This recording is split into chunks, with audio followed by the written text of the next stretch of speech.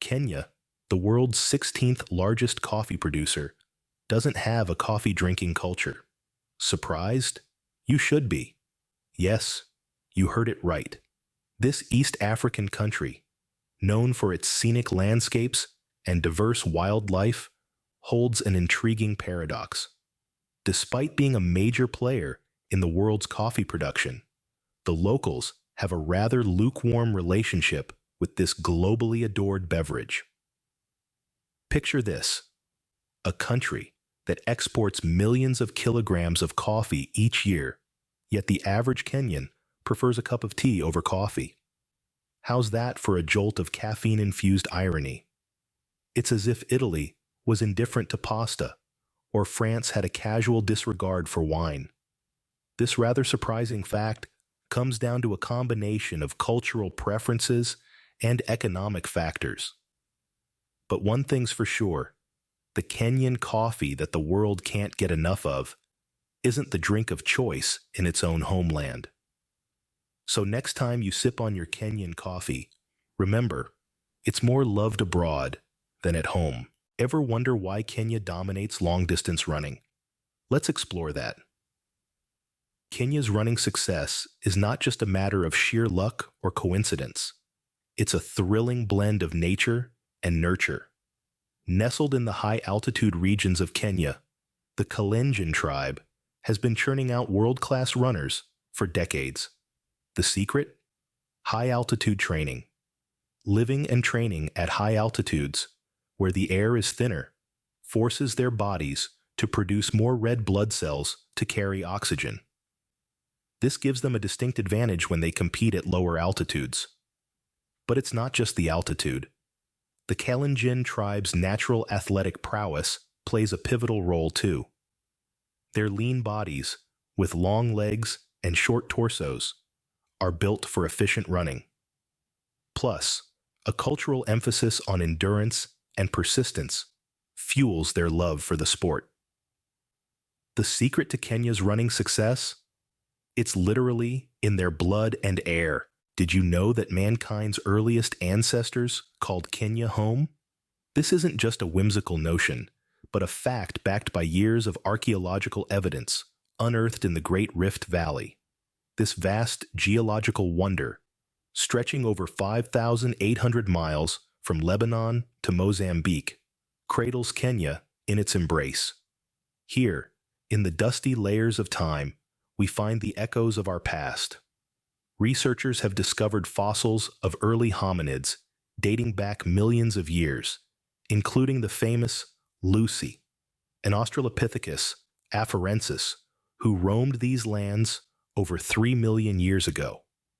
These discoveries have led many to dub Kenya as the Cradle of Humanity, a title that speaks of our deep-rooted connection with this land.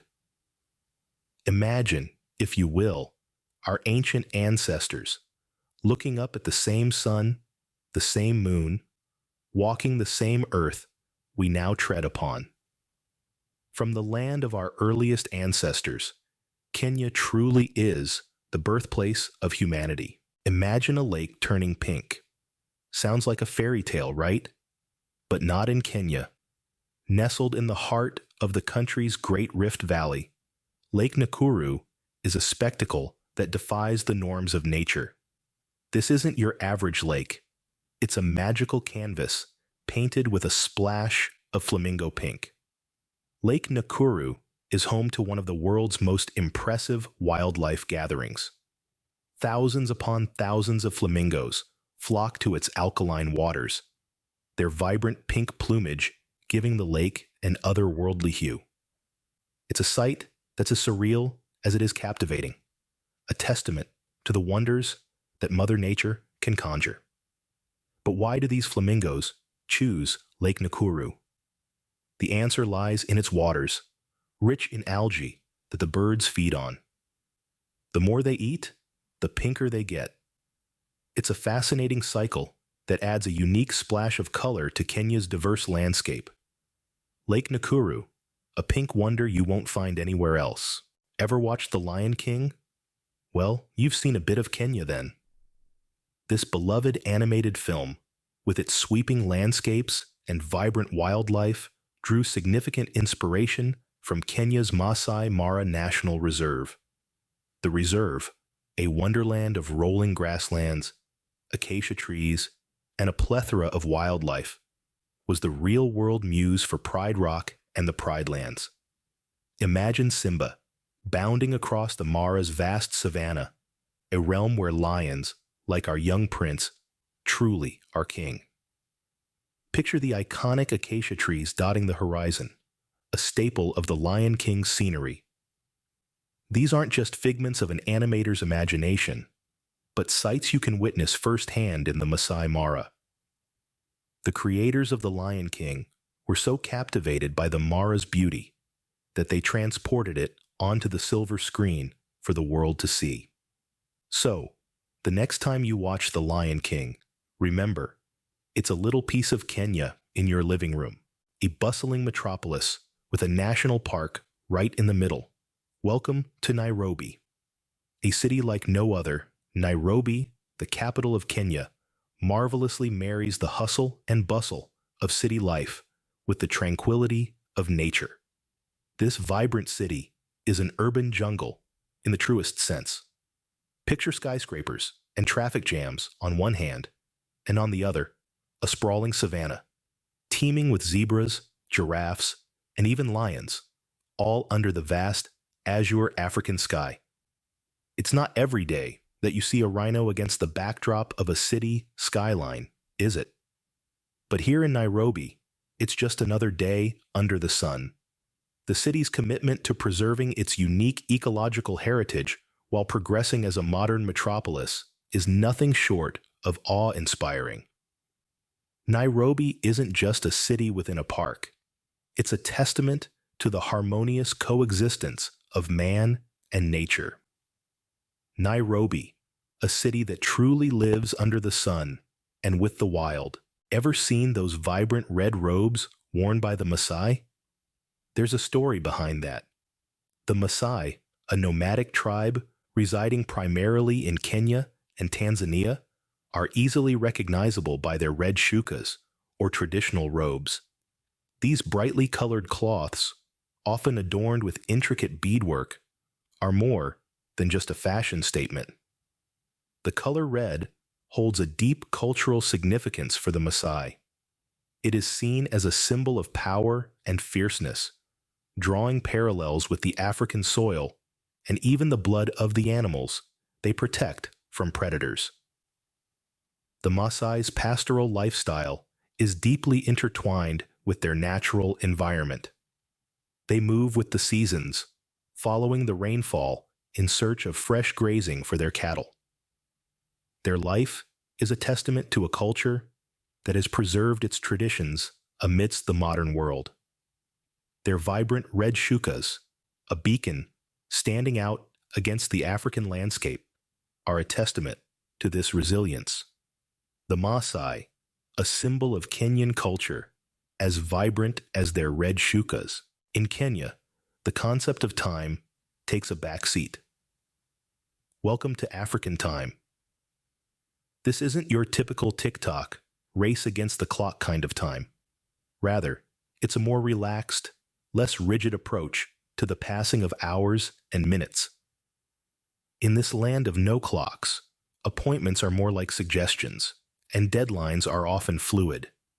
The phrase pole, meaning slowly in Swahili, embodies the Kenyan attitude toward time. It's not procrastination or laziness. It's a cultural understanding that life isn't meant to be lived by the second hand on a clock. Imagine a world where you're not constantly glancing at your wristwatch or phone, where time isn't the master, but rather a companion on your journey. This is life on African time. Just remember, in Kenya, time is a guide, not a dictator. There's beauty in this relaxed approach to life. In Kenya, time doesn't rule people. People rule time. Ever heard of Swahili? It's more than just a language in Kenya. The Swahili influence permeates through the vibrant Kenyan culture, shaping its identity in more ways than one. Swahili, or Kiswahili, as it's locally known, is more than just a medium of communication.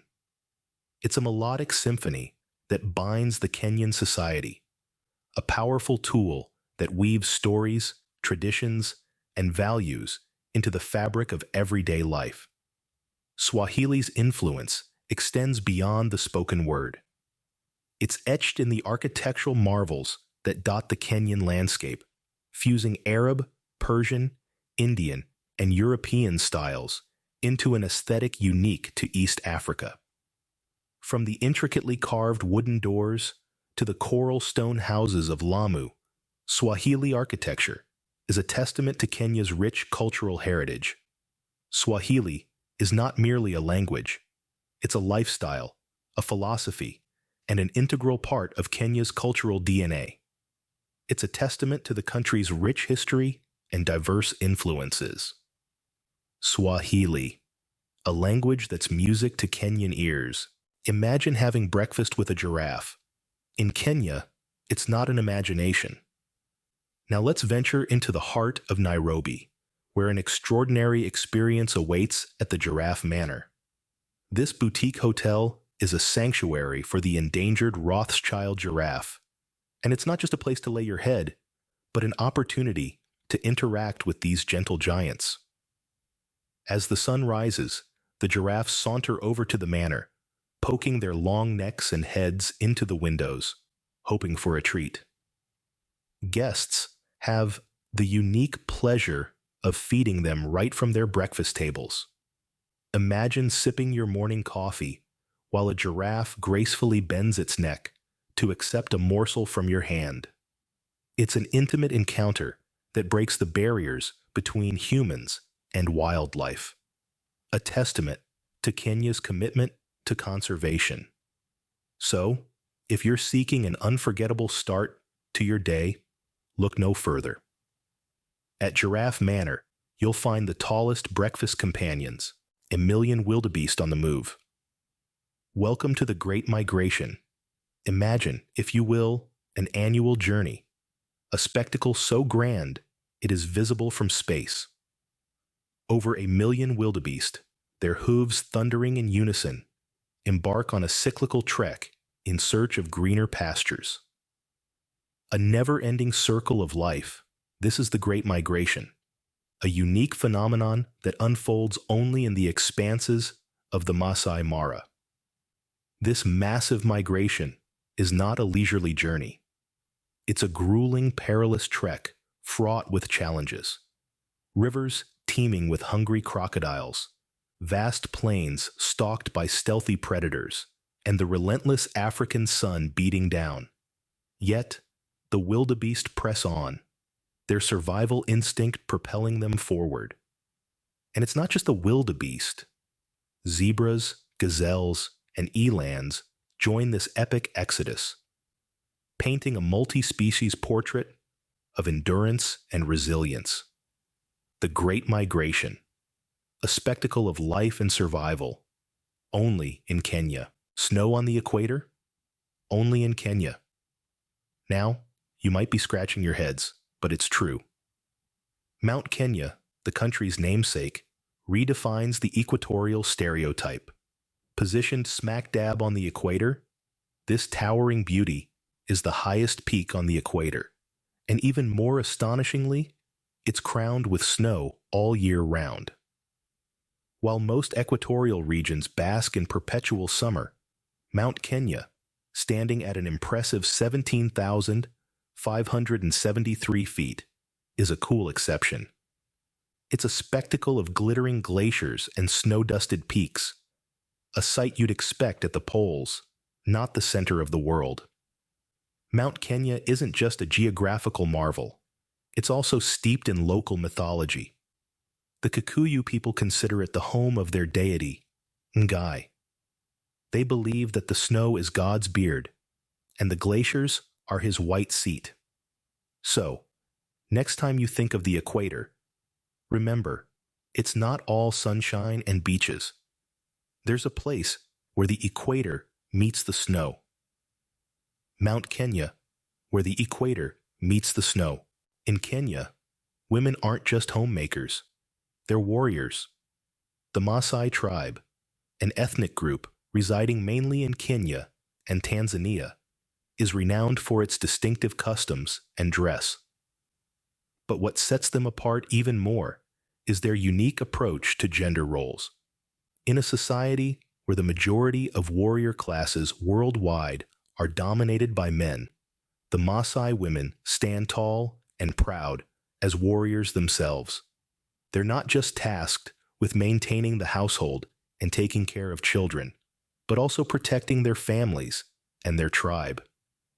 These women undergo rigorous training, learning the art of defense and survival in one of the harshest environments on Earth. They hold their own in a society that is traditionally male-dominated, carving out a role for themselves as protectors and providers. Their strength, courage, and resilience are a testament to the power of women everywhere. They're not just breaking barriers within their community, but also challenging the world's perception of what a warrior should be. The Maasai women, breaking stereotypes, one warrior at a time. Kenya, a land of more than 40 tribes, each with its own unique culture. This vibrant country is a mosaic of languages, customs, and traditions, a testament to the richness of human diversity. From the Maasai warriors in their iconic Red Shukas to the Turkana tribe, known as the people of the Gray Bull, each tribe contributes its unique threads to the rich tapestry of Kenya. The Kikuyu, Kenya's largest tribe, are renowned for their agricultural prowess, while the Luo, settled along the shores of Lake Victoria, are known for their love of fishing and music. The Samburu, distant cousins of the Maasai, adorn themselves with intricate beaded jewelry, a sight to behold. Each tribe, though distinct, shares a common thread, a deep love for their homeland, Kenya. They coexist, celebrating their differences and similarities, creating a nation that is as diverse as it is unified. In Kenya, diversity isn't just a concept, it's a way of life. Ever tried ugali or nyama choma? Welcome to Kenya's culinary world. Here, food is not just sustenance, it's a celebration of the country's rich heritage and diverse cultures. The Kenyan cuisine is predominantly traditional, with each tribe boasting their unique dishes. Take ugali, for instance. This simple yet staple dish, made from maize flour and water, is a testament to the Kenyan people's resourcefulness. Paired with sukuma wiki, a hearty collard greens dish, it forms an essential part of the Kenyan diet. Then, there's nyama choma, a delightful barbecue meat dish that's a social event in itself. Often enjoyed with friends and family, it symbolizes the Kenyan value of community. And let's not forget about mandazi, the sweet, donut-like treat that perfectly encapsulates the Kenyan love for life's sweet moments. From the coastal Swahili dishes infused with exotic spices to the hearty meals of the highlands, every plate tells a story. Kenyan cuisine, a feast for the senses, as diverse as its tribes. Kenya, a land of surprises, of diversity, of natural wonders, and unique cultures. We've journeyed together through its rich tapestry, unraveling the vibrant threads that make Kenya such an extraordinary destination. From the stimulating aroma of its world-renowned coffee to the awe-inspiring spectacle of the Great Migration. We've marveled at the flamingo-fringed Lake Nakuru, savored the unique Kenyan cuisine, and learned about the Maasai people's Red Shukas' cultural significance. We've run with the champions, explored the Cradle of Humanity, and been enchanted by the real-life Lion King connections. The stunning diversity of tribes, the influence of Swahili, the Snow-capped Equator, and the warrior women have all added to our understanding of this incredible country. We've even discovered a Giraffe Manor and a city that lives under the sun. Each fact, each story, each scene has painted a unique picture of Kenya. Kenya, truly the world's most unique country. Until next time, happy travels.